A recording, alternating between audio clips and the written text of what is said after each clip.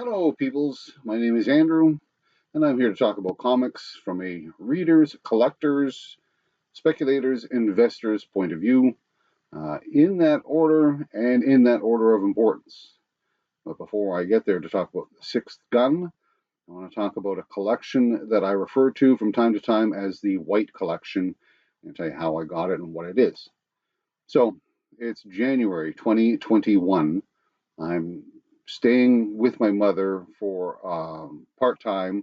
She's gotten out of the hospital. She needs full time care. I'm supplying some of those hours to take care of my mother. It's, as I say, it's January. I go out in the afternoon and then I went out for a smoke. It was a nice crisp day for that. And I'm having my smoke and I'm looking and there's this man walking towards the house. There's no doubt about it. He's walking straight for the house. I've never seen this man before. He's an older man, probably somewhere around 70ish or so, give or take a few years. He comes straight to the house and we start to talking. He introduces himself as Gregory White. I think it was Gregory. I know it was a G, and I don't think it was George, so Gregory White. And apparently, his wife, who is also ill with a different illness, his wife and my mother used to walk around the neighborhood together. And it had been a couple of months since he had seen my mother, so he was inquiring about her health and her status. We got to talking. That's how I found out a lot of this information. And for some reason or other, the topic of comic books came up. And I said, yeah, am I interested in comic books? And he said, I have a collection, a rather large collection that I'm trying to sell. Would you be interested? Well, at this time, I was debating whether or not I was going to be one of these weekend or monthly convention sellers, um, and either like dump off the entirety of my collection or parts of it. So it was something I was entertaining to do. I didn't end up doing that because as I was going through all of the material, deciding what it was I wanted to sell and what I didn't, I got interested again in the hobby, and that's where I've been since. So, but at the time, so he had this huge collection that he wanted to talk about, and I said, well, sure, I'd be interested. Just, do you know what's in it? Do you know? And he says, well, his wife had prepared a wonderful list of all of the comic books that are in this collection and he would drop by the next day and provide me with this detailed list. Sure, okay, I'll take a look. And he did as so. And it was there's about 1,500 different pieces in the collection, and I say pieces because they weren't all comic books. There's probably about 12 to 1,200 comic books and about 300 graphic novels.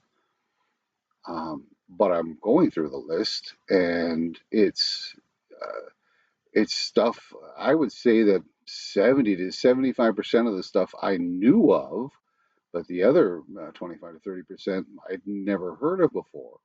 Uh, Not only that, but I'd only read maybe 5% of the material in that whole collection because it was made up a lot of independent material. There wasn't a lot of superhero, there wasn't a lot of Marvel or DC. Probably a little bit more DC because there was stuff from the Vertigo line. But the list included a whole slew of Hellboy material and BPRD and a whole chunk of Usagi Yojimbo. So there was a curiosity involved, but there was no keys in the collection at all. Um, so I went through the list and it turns out that this collection had been curated by his son. And unfortunately, his son passed away from cancer a few years earlier. And so now he had this huge collection. So I looked at the collection. I went through the list, and as I said, there were no keys. So I came up with a figure in my head as to what I would be willing to spend to buy this collection. So we got back and had a discussion about it, and I said, "What do you want for this collection?" And he gave me a price, and I said, "Well, it's been nice talking with you. We can chat again sometime and maybe have a coffee or something. But what I have in my head and what you're asking for, it's too far apart for us to come to any kind of agreement. So I don't want to insult you with my offer." He says to me, "Go ahead." insult me. So I did. What I have to lose. And he said, I'll take it. Okay. And that was agreed upon. And a few days later, I drove by his house and I loaded up. None of this stuff was in long boxes or short boxes. It was all in different cartons. It was in bankers' boxes. It was old beer case boxes. A lot of it was bagged and boarded. It's not like it was a damaged condition. Books were very good condition. It was just boxed up that way. And there was about 13 of these boxes that I picked out for the price. So that was how, and because the man who owned the collection, who made this collection, his name was Stephen White. I refer to this collection of all of this material as the White Collection. Now, a lot of the material, as I said, I hadn't read before, or I hadn't even heard of. The Sixth Gun is one of those books that I had no idea about. The Sixth Gun came out between 2010 and 2017, and I wasn't reading or involved in the hobby at all at that point in time. So I had no idea that this thing even existed. But there it was. It showed up on when I opened up all the boxes and got all the stuff out. Here was the Sixth Gun, and it was written by Cullen Bunn and illustrated by Brian Hurt, and it was released by Oni Press. So I was curious to read this one. It looked interesting. I like an interesting Western story. I know that there were some supernatural elements to it, and so I elected to read it. And I will say right off the bat that it was an excellent read. I really enjoyed the Sixth Gun. Um, I don't want to spoil too much about it. It is, as I said, it's a western mixed with supernatural elements. The artwork is simple, simple line work, but it's very expressive and at times dynamic. It complements the story, and it's nice that for most of the issues, Brian Hurt did the artwork. I think there's a few fill-in issues. I didn't. This is the first book of that set.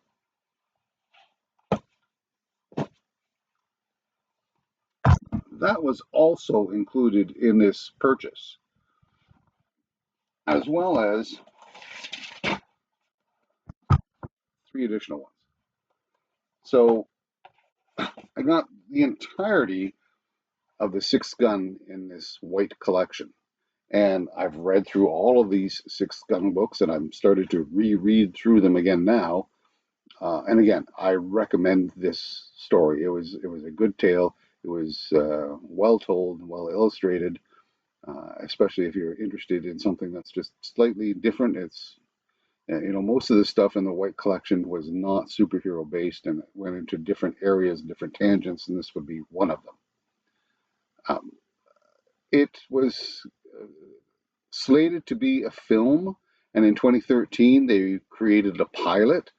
I've just recently watched the whole pilot. I thought it was decent. I don't think I agreed with their musical choices because during some of the more intense battle scenes, they had music that you would be more likely to see at a monster truck rally or heralding a wrestling person as he comes up onto stage. It was just not quite what I would have put as the music, but overall, it wasn't bad. And it was fairly faithful to the book, and it was intended to be just a six episode show, but the pilot, after the pilot, the show was not picked up. Interesting thing about the first book, the first arc, which is 6 issues long, you can read this and stop, and you've got enough Sixth Gun. There's a room at the end for more. As you can see, I got a whole stack here, but it is a very self-contained story, so not a bad place to start if you want to try it. Read the first book, the first trade paperback, and then maybe be inspired to read the rest of it. As far as a collection is concerned, I don't believe I'm ever going to buy the floppies of this because I've got the entire thing in graphic novels. Not something that I would normally buy. I do have a question about those graphic novels. Are they? is it possible that they themselves will become more valuable as time goes on, as they become out of print? And will the printing of it be important? All of this stuff is first print. Again, I'm not looking to sell it. I'm just curious: is there going to be a market in the future for graphic novels?